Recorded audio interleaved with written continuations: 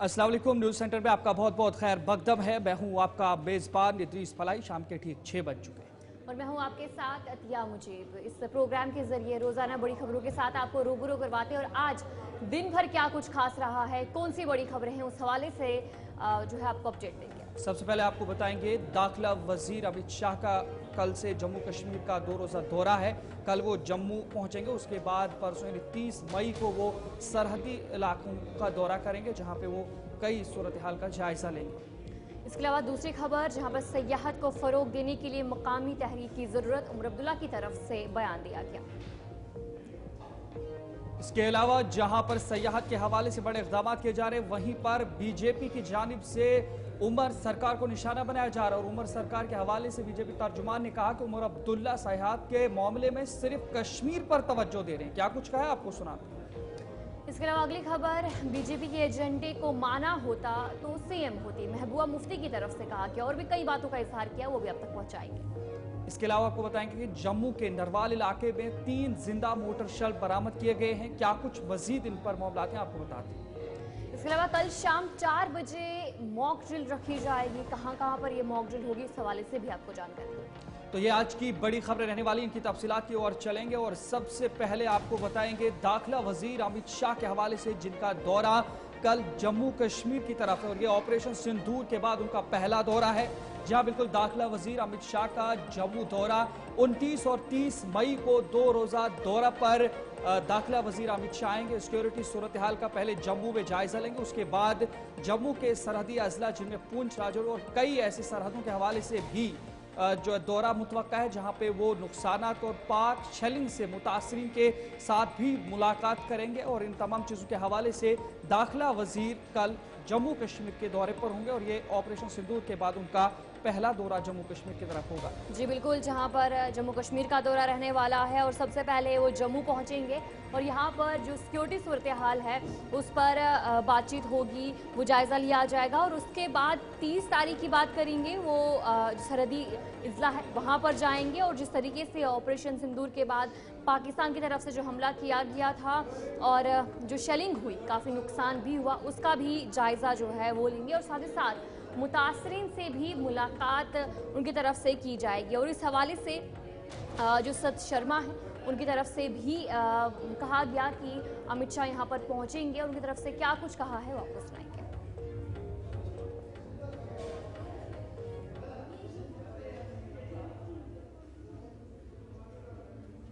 कल शाम को यहाँ पर पहुँचेंगे और 30 तारीख को पुंछ जो है उसका दौरा करेंगे। वहाँ पर जितने भी पीड़ित परिवार हैं, उन परिवारों के सदस्यों को जिनके बीच में से शहादतें हुई हैं, उन पीड़ित परिवारों को जिन्हें लॉसेस हुए हैं मूवेबल इमूवेबल प्रॉपर्टीज़ के, उन सभी परिवारों के साथ उनका पुंछ में जो है वो मिलना होगा। सरकारी दौरा है और इस सरकारी दौरे के अंतर्गत वो यहाँ पर एडमिनिस्ट्रेशन से भी, एलजी साहब से भी जो है वो बातचीत करेंगे। पार्टी की तरफ से भी हम लोगों ने ड्यूटी लगाई थी। एलओपी साहब के नेतृत्व में 5 लोगों की एक कमेटी जो थी वो जाने वाली थी अलग अलग क्षेत्रों में। 5 ज़िले जो थे वो जम्मू प्रोविंस के और 2 जो थे वो कश्मीर प्रोविंस के। इन 7 के 7 ज़िलों में पार्टी के सभी प्रमुख कार्यकर्ताओं का जाना हुआ, मैं भी गया था। और हर एक पीड़ित परिवार में जाकर हम लोग उनको मिले थे। हमारी तरफ से एक मांग थी जो एलजी साहब के ध्यान में भी और माननीय होम मिनिस्टर साहब के भी ध्यान में हम लोगों ने लाई थी कि जितने भी पीड़ित परिवार हैं जिनकी शहादतें हुई हैं, उनको मैक्सिमम कंपनसेशन मिले, उनको नौकरी मिले। इसी की तरफ जो है हम लोगों की मांग थी और जिसको एलजी साहब ने माननीय केंद्रीय मंत्री माननीय होम। तो चलिए अब आगे बढ़ जाएंगे, अगली खबर की तरफ रुख करेंगे, जहां पर गुलमर्ग में वजीर आला उमर अब्दुल्ला की सदारत में आज मीटिंग हुई और सयाहत के हवाले से बातचीत की गई और अमरनाथ यात्रा के हवाले से भी जो तैयारियों का जायजा लिया गया। और इस मौके पर उमर अब्दुल्ला ने कहा कि सयाहत को फरोग देने के लिए मुकामी तहरीक की जरूरत है। और साथ ही साथ महबूबा मुफ्ती की तरफ से भी एक ट्वीट किया गया। उन्होंने कहा कि ट्रांसपोर्टर्स को बैंक डिफॉल्टर होने का खदशा है और उन्होंने वज़ीर आला उमर अब्दुल्ला को इस मौके पर टैग भी किया। उनसे कहा कि जो मामला है इस पर नज़रसानी की जाए। और उसके अलावा बीजेपी तर्जुमान की तरफ से भी एक बयान सामने आया है। उन्होंने कहा कि उमर अब्दुल्ला सिर्फ कश्मीर की सयाहत पर तवज्जो दे रहे हैं और जो जम्मू है उसे पूरी तरीके से नज़रअंदाज कर रहे हैं। जो बीजेपी के तर्जुमान है उनकी तरफ से जो इन बातों का इजहार किया गया, उन्होंने साफ तौर पर इल्ज़ाम लगाया कि कश्मीर पर ही उमर अब्दुल्ला तवज्जो दे रहे हैं। जी हाँ रजनी, बिल्कुल। सबसे पहले आपको बताएंगे जहां पर वज़ीर आला जम्मू कश्मीर उमर अब्दुल्ला ने आज गुलमर्ग के अंदर एक आला सतही इजलास की सदारत की, जहां पर वज़ीर आला उमर अब्दुल्ला ने सयाहत के हवाले से और इसकी बहाली के हवाले से मकामी लोगों को इसमें मुदाखलत करने के हवाले से अपील की। उन्होंने कहा कि सयाहत को फ़रोग देने के लिए मकामी तहरीक की ज़रूरत है और साथ ही जो वहाँ पे आला अहदेदारान थे, अफसरान थे, काबीना के कई वुज़रा भी उनके साथ मौजूद थे। वज़ीर आला ने क्या कुछ कहा सबसे पहले आपको सुनाते हैं, उसके बाद डिप्टी सीएम ने भी अपना बयान जारी किया है, वो भी सुनाते हैं। It's not that. सुरेंद्र पढ़ूंगी। The fact is that security and law and order is not the responsibility of the elected government. Whose responsibility is it? The Lieutenant Governor. Therefore, clearly, there are three sets of sort of power centers that need to coordinate to ensure that things go smoothly here. I can promote tourism. I can create the infrastructure for tourism. I can ensure that the tourists come and have a good visit. But the security of the tourists currently resides within the powers of the Lieutenant Governor. And that is the point I made, that the union government, the elected government, and the set of government that is represented by Raj Bhavan, we need to work together to ensure that what happened on the 22nd of April doesn't happen again.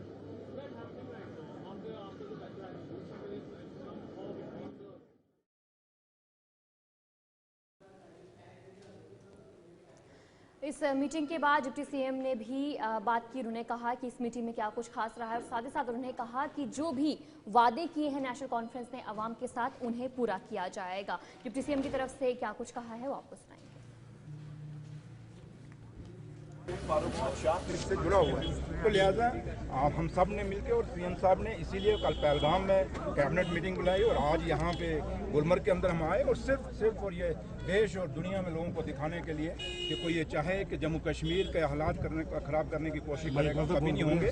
Jammu Kashmir के लोगों का भाईचारा, जम्मू कश्मीर के लोगों का मेहमान नवाजी, खासकर कश्मीर की मेहमान नवाजी जो देश और दुनिया में जानी जाती है, इसलिए लोग आएंगे। और लोग अब आज भी हमने देखा काफ़ी टूरिस्ट आया और आज जो ये गहमा गहमी हुई, आप लोग भी आए, हम लोग भी आए, सारे आए, इससे फर्क पड़ेगा। ऑफिसरान करेंगे, खाली नहीं है कि उमर साहब ही करेंगे। आप लोगों को भी अपने जो आज के देश और दुनिया में जो आपका भाईचारा, अपना जो लोग आपकी फ्रेनेटिक के लोग हैं, मीडिया से हैं, जो जर्नलिस्ट हैं, उनको भी आप लोग बोलिए, आएँ और यहाँ पे आके देखें। जम्मू कश्मीर में जो बाहर दिखाया जाता है वो नहीं है। जम्मू कश्मीर अमन है, शांति है और लोगों का प्यार है और मोहब्बत से रहने वाले लोग हैं। और यहाँ जम्मू कश्मीर और ख़ासकर कश्मीर वो है जहाँ पे बड़ी बड़ी हिस्टोरिकल पिक्चरें बनी हैं, इस पे मोहब्बत पे, प्यार पे बनी हैं। आप लोगों ने पता नहीं किया नहीं किया, लेकिन कुछ लोग हैं जो यहाँ पे हमारे टूरिज़्म को ख़त्म करना चाहते हैं, टूरिज़्म इंडस्ट्री को ख़त्म करना चाहते हैं और हमारे लोगों का रोज़गार को ख़त्म करना चाहते हैं। कुछ लोग ऐसे हैं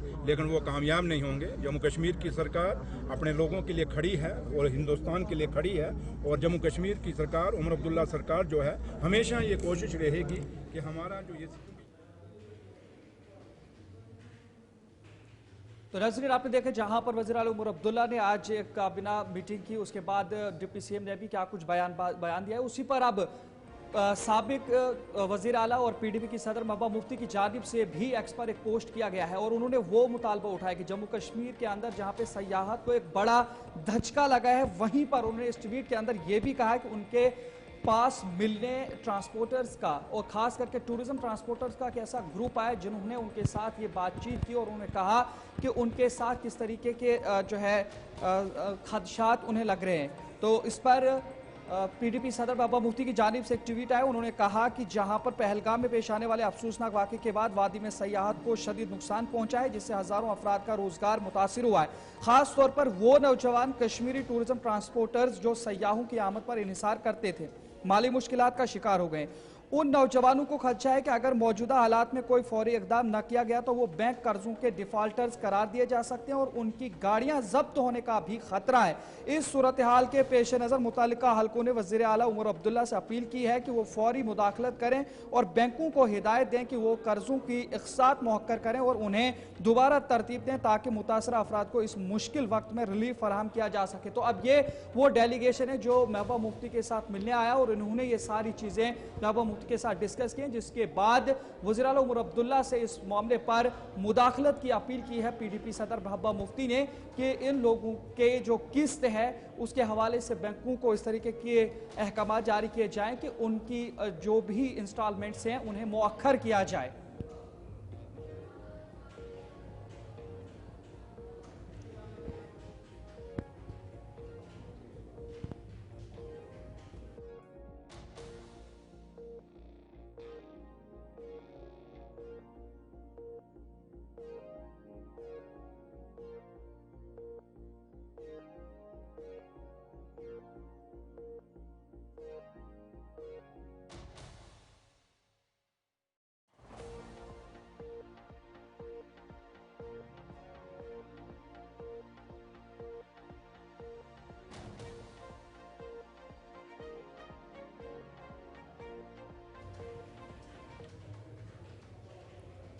और इसी पर बीजेपी के तर्जुमान गौरव गुप्ता ने नेशनल कॉन्फ्रेंस और उमर अब्दुल्ला पर इल्ज़ाम लगाया कि जो मीटिंग आज हुई है, आला सतही मीटिंग हुई है, कश्मीर पर तवज्जो दी गई है और जम्मू को पूरी तरीके से नज़रअंदाज किया गया। उन्होंने कहा कि पहलगाम हमले के बाद जम्मू भी काफ़ी ज़्यादा मुतासिर हुआ। यहाँ पर सयाहों ने जो बुकिंग है वो मनसूख की। कटरा की बात करेंगे तो वहाँ पर भी सयाहों ने बुकिंग मनसूख की। उन्होंने कहा कि जो उमर अब्दुल्ला है वो सिर्फ कश्मीर पर तवज्जो दे रहे हैं, जबकि जम्मू जो शदीद मुतासिर हुआ उसे मुकम्मल नज़रअंदाज किया जा रहा है। उन्होंने कहा कि कटरा, रघुनाथ बाजार, जम्मू में होटलों में यात्रियों की कमी और बुकिंग मनसूखी से मैशत का जो बुरहान है वो शिकार हो रहा है जम्मू। उन्होंने कहा कि मुतालबा किया कि जम्मू में भी आला सतही इजलास बुलाया जाए और वादी की तरह यहाँ भी एतमाद बहाली के इकदाम किए जाए। यानी कि उनकी तरफ से कहा गया कि जिस तरीके से इस वक्त वज़ीर आला उमर अब्दुल्ला की सदारत में जो इजलास किए जा रहे हैं, गुलमर्ग में जो आज इजलास किया गया, पहलगाम में जो इजलास हुआ, सयाहत के हवाले से बातचीत की गई। उन्होंने कहा कि जम्मू में भी इसी तरीके की इजलास यहाँ पर मुनक्किद की जाए ताकि यहाँ पर जो नुकसान हुआ है उसका जायजा लिया जाए ताकि आने वाले वक्त में जो सयाह है वो भी जम्मू पहुंच सके। शटर खुले रखने पर पाबंदी के हवाले से भी बात की है, बाकी जगहों पर शटर बंद रखने पर पाबंदी की गई। अगर आपको बताएं तो उन्होंने जो ट्वीट किया आपको थोड़ा सा दिखाते हैं। ट्वीट में उन्होंने कहा, थोड़ा सा मैं बोलूंगा कि ट्वीट को प्ले कर दिया जाए। देखिए जी बिल्कुल, जहां पर उमर अब्दुल्ला की तरफ से जो ये ट्वीट आप स्क्रीन पर देख रहे हैं, साफ तौर पर उन्होंने कहा कि पता नहीं हमले को ये भी उलझन होती है जितने हमें उलझन हुई। उन्होंने कहा श्रीनगर और जम्मू में परवाज के दौरान शटर खुले हो तो डांट पड़ती है, बाकी जगहों पर अगर शटर बंद हो तो तब भी उन पर चिल्लाया जाता है। उन्होंने कहा कि मेरी समझ से बाहर है।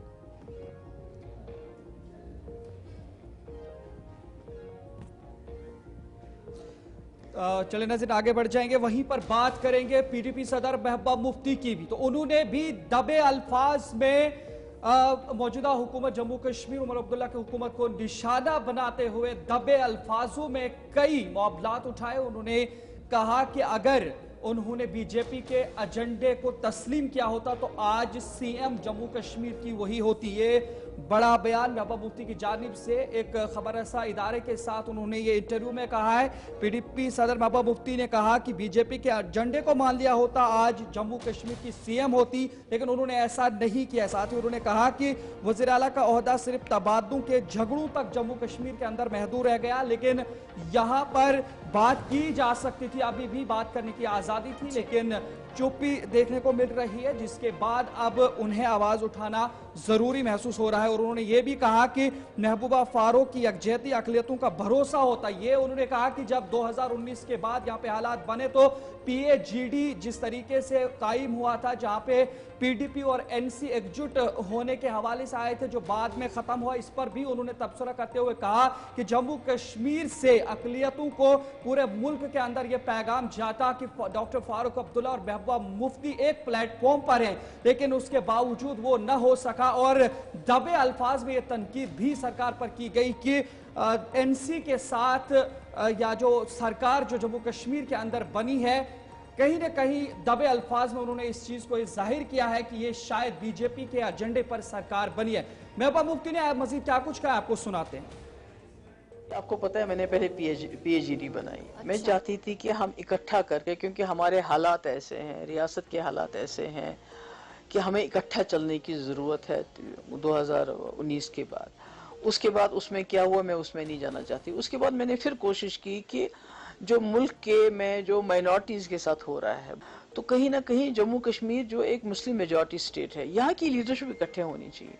जैसे वक्फ बिल आया तो हमारा एक इकट्ठा मौक़िफ़ होना चाहिए था, ताकि मुल्क के लोगों को लगे, माइनॉरिटीज़ को लगे, मुसलमानों को लगे नहीं, जम्मू कश्मीर जो एक मुस्लिम मेजॉरिटी स्टेट है, वहाँ की लीडरशिप हमारे साथ खड़ी है, हमारा सहारा बनने के लिए तैयार है।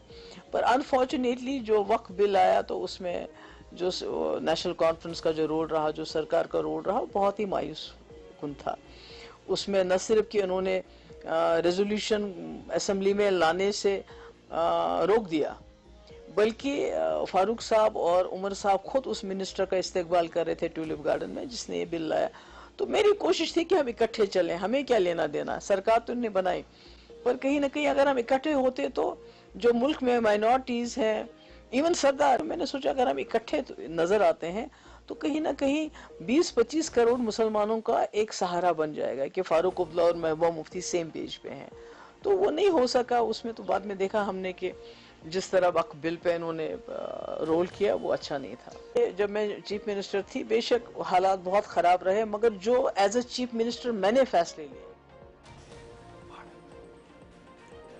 तो चलिए अब आगे बढ़ जाएंगे, अगली खबर की तरफ रुख करेंगे। जम्मू के नरवाल इलाके में जो 3 जिंदा मोटर शेल बरामद किए, जहां पर बताया जा रहा है कि लोगों ने उन्हें देखा और उसके बाद पुलिस को इतला दी और पुलिस वहां पर पहुंची। पुलिस के साथ साथ बम स्क्वाड भी वहां पर पहुंचा और तीनों जो शेल्स हैं वो महफूज जगह लेकर उन्हें नाकारा बना दिया गया। जम्मू के नरवाल इलाके में जो 3 जिंदा मोटर शेल है वो बरामद किए गए। जय बिल्कुल बात करेंगे हिंद पाक कशीदगी के दौरान जहां पर पाकिस्तान की जानिब से शेलिंग की गई थी और ये जिंदा 3 शेल यहाँ जम्मू के नरवाल इलाके में भी पाए गए हैं, जिसके बाद मकामी लोगों ने पुलिस को मुतला किया और उसके बाद बम स्क्वाड भी वहां मौके पर पहुंचा है और उसके बाद अब उन्हें नाकारा बनाया गया या नहीं, इस पर हमारे साथ सीधा बराह शिल्पा शर्मा जुड़ेंगी। शिल्पा शर्मा से जानकारी लेकर आप तक पहुंचाएंगे कि ये जो 3 जिंदा शेल मिले आया ये किस तरीके से वहां पे पड़े थे, किस तरीके से तलाशी कार्रवाई अमलाई गई और उसके बाद ये 3 शेल बरामद हुए हैं। चलिए हमारे साथ शिल्पा शर्मा जुड़ चुकी हैं। शिल्पा बताइएगा, जहां पर ये जो 3 जिंदा शेल देखे गए हैं और इसके अलावा जो हिंद पाक कशीदगी के दौरान कई इलाकों में इस तरीके से जिंदा शेल देखने को मिले थे, तो जम्मू के नरवाल में भी ये मिले हैं, तो क्या कुछ इस वक्त अपडेट है, इन जिंदा शेलों को नाकारा बनाया गया या नहीं अभी तक? देखिए, जम्मू के नरवाल इलाके की बात करें तो जो आरटीओ ऑफिस है उसके कुछ मीटर दूर जो है ये लाइव मोटर शेल वहां पर पाए गए हैं। देखिए, सबसे पहले ये स्थानीय लोग ने वहां पर जो है वो देखा, उसके बाद पुलिस को वहां पर बुलाया गया, बम डिस्पोजल की टीम वहां पर बुलाई गई। सबसे पहले एक लाइव मोटर शेल देखा गया था और जब बम डिस्पोजल की टीम वहां पर पहुंची तो जो एरिया था उस एरिया को पूरी तरीके से खंगाला और उसको खंगालने के बाद 2 और लाइव मोटर शेल जो है वो बरामद किए गए। तो फिलहाल मैं आपको बता दूं कि इसे पूरी तरीके से डिफ्यूज किया गया है, क्योंकि नरवाल जगह पर डिफ्यूज करना मुमकिन नहीं था, क्योंकि वो पूरी तरीके से रिहायशी इलाका था, वाहनों की आवाजाही भी वहां पर काफी ज्यादा देखने को मिलती थी, तो उसे जो है वो दूसरी जगह लिया गया और 3 लाइव मोटर शेल को जो है वो डिफ्यूज कर दिया गया है। ये भी आपसे जानकारी लेने की कोशिश करेंगे, जहां पे कई ऐसी जगह हैं जम्मू कश्मीर के अलावा भी मुताबिक जगहों पर ये जिंदा शेल देखे गए, तो क्या कोई इस तरीके की इत्तला मौसूल हुई है कि अभी और भी कई इलाकों के अंदर इस तरीके से, जम्मू के अंदर खास करके ये शेल अभी भी हो सकते हैं? क्या इस पर भी कोई तलाशी कार्रवाई जारी है? देखिए, जम्मू के नरवाल इलाके में लाइव शेल मिलना ये एक बहुत बड़ी उपलब्धि भी है, लेकिन कहीं ना कहीं एक बहुत बड़ी चिंता भी है कि आखिरकार 3 लाइव मोटर शेल वहां पर किस प्रकार से आए, क्योंकि आप देखिए जब बीते समय पाकिस्तान के द्वारा शेलिंग की गई थी तो जो एलओसी से सटे जो इलाके हैं या फिर आईबी से सटे जो इलाके हैं वहां पर ज्यादा से ज्यादा लाइव शेल जो है वो पाए गए और यानी कि जो शहरी इलाके हैं वहां पर जो है वो लाइव शेल कम देखने को मिले थे। तो जम्मू के नरवाल इलाके में ये 3 लाइव शेल मिलना कहीं ना कहीं पाकिस्तान की एक बहुत बड़ी साजिश भी यहाँ पर जो है वो नजर की है कि जो रिहायशी इलाका है, क्योंकि वो पूरी तरीके से रिहायशी इलाका है, वाहनों की आवाजाही वहां पर देखने को मिलती है, तो कहीं ना कहीं पाकिस्तान की एक बहुत बड़ी जो है वो साजिश यहाँ पे नजर आ रही है। तो फिलहाल मैं आपको बता दूं कि इस पर घाट से कहीं और लाइव जो है वो नहीं देखे गए हैं। केवल और केवल जम्मू के नरवाल में ही कुछ समय पहले ये 3 लाइव शेल को जो है वो बरामद बहुत बहुत किया गया, शुक्रिया जिन्हें, शिल्पा जो शर्मा है वो जानकारी डिफ्यूज कर पहुंचाने दिया के लिए। गया तो नाजरीन आपने देखा हमारे साथ शिल्पा शर्मा जानकारी पहुंचा रही थी जिस तरीके से जम्मू के खास अंदर शहर के अंदर जिस तरीके से ये 3 जिंदा शल नरवाल इलाके में मिले हैं, लेकिन वहीं पर जिस तरीके से पाक भारत के दरमियान जब तनाव और कशीदगी देखने को मिली थी उसके दौरान ही ये पाकिस्तान की जानिब से साजिश की गई थी। ताहम सिक्योरिटी एजेंसियों ने इन तमाम शैलों को नाकारा बना दिया है। न्यूज़ सेंटर में फिलहाल इतना ही। अपने मेजबान इदरीस फलाही और आतिया मुजीब को इजाजत दीजिए। कल इंशाल्लाह फिर इसी वक्त मुलाकात होगी। तब तक के लिए अल्लाह निगहबान।